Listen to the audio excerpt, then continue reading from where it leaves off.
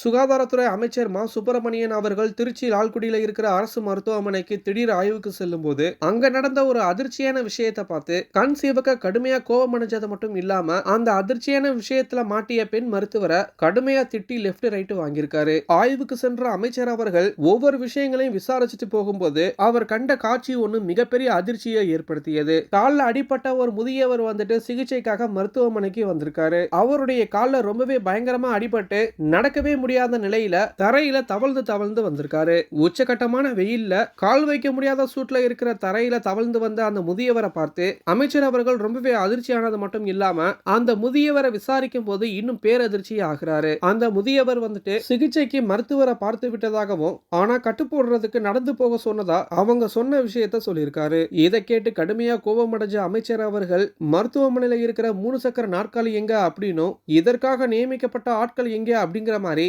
ஒட்டுமொத்த அதிகாரிகளையும் அலறவிட்ட சம்பவத்தை நீங்களே பாருங்க.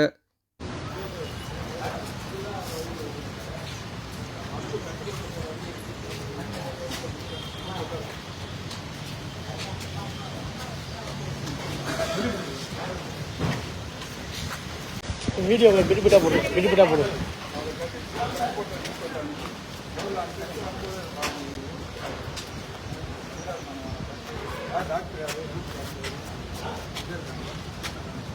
எந்த டாக்டர் அம்மா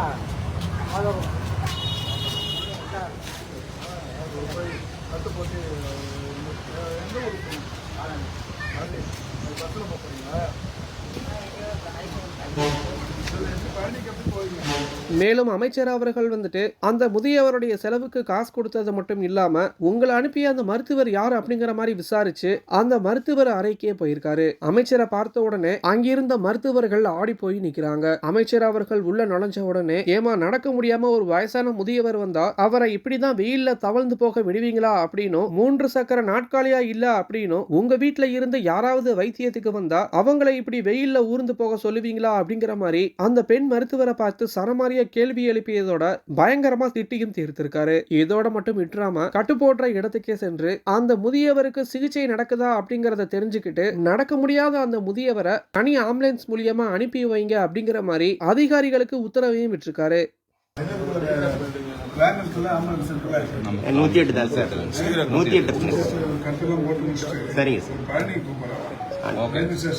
அனுப்பிடலாம் சார். இதை விட பெரும் விஷயம் என்ன அப்படின்னு பார்த்தோம்னா அங்கிருந்து சென்ற அமைச்சர் அவர்கள் சில மணி நேரங்களுக்கு பிறகு அந்த மருத்துவமனையை தொடர்பு கொண்டு அந்த முதியவரை ஆம்புலன்ஸ்ல அனுப்பி வச்சிங்களா அப்படிங்கிற மாதிரி கேட்டு விசாரிச்சும் தெரிஞ்சுக்கிட்டு இருக்காரு. இந்த ஒரு விஷயம் தான் இப்போ சமூக வலைதளத்துல வெளியாகி எல்லாருமே அமைச்சர் அவர்களை பாராட்டிட்டு வந்துட்டு இருக்காங்க.